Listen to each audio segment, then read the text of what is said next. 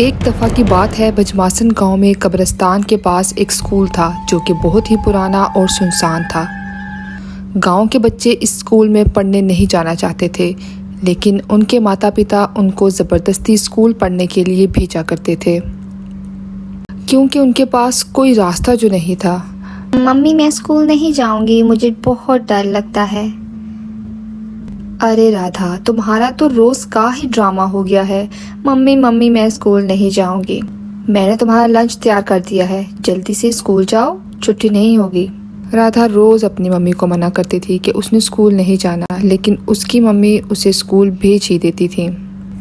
रोज़ की तरह आज भी राधा स्कूल की तरफ जा रही थी कि रास्ते में उसको एक डरावनी और बहुत ही ज़्यादा भयानक काली बिल्ली उसके रास्ते में नज़र आई और उसका रास्ता काट कर चली गई।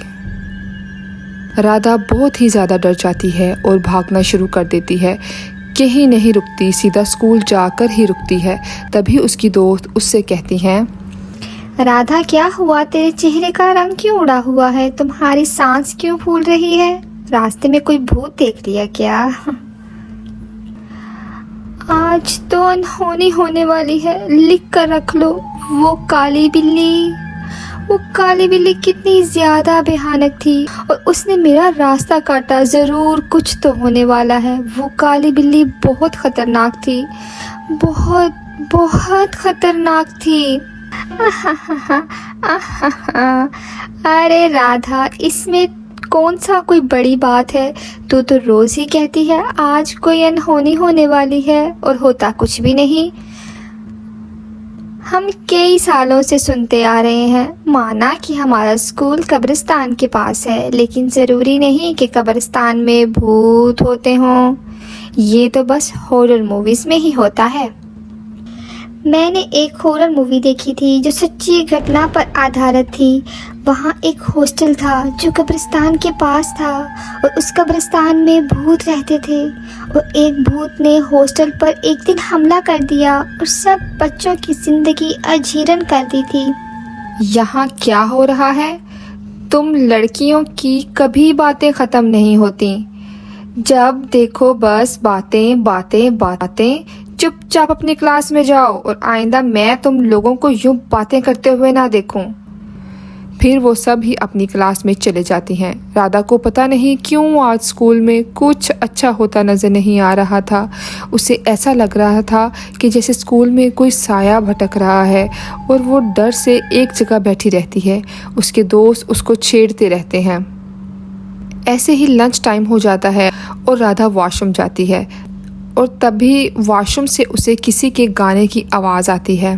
ला ला ला ला ला ला ला ला ला ला ला ला ला। वॉशरूम में कौन गाना गा रहा है? देखो, अगर तुम्हें गाना है तो वॉशरूम से बाहर आकर गाओ और जल्दी बाहर आओ। मुझे भी वॉशरूम जाना है। कितना समय हो गया है तुम्हें वॉशरूम गए हुए? कौन है? जल्दी आओ बाहर। यहाँ तो कोई गाना भी नहीं गाने देता। कोई बात नहीं, तेरी ये ज़ुबान कैंची की तरह चलती है। मुझे इस ज़ुबान को काटना बहुत अच्छा लगता है।